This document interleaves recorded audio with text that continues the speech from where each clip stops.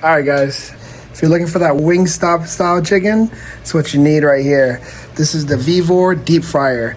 It works amazingly. Check it out.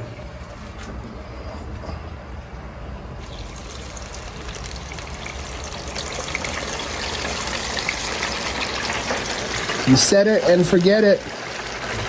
15 minutes. Put the cover on so it don't pop everywhere.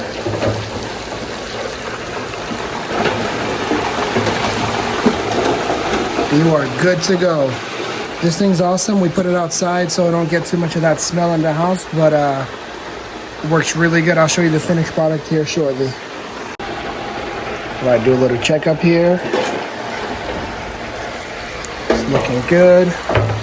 A little wiggle. Getting there.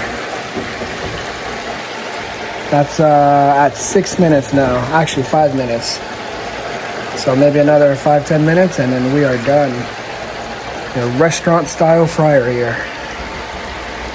All right, guys, the finished product here. Let's check it out and see how it did.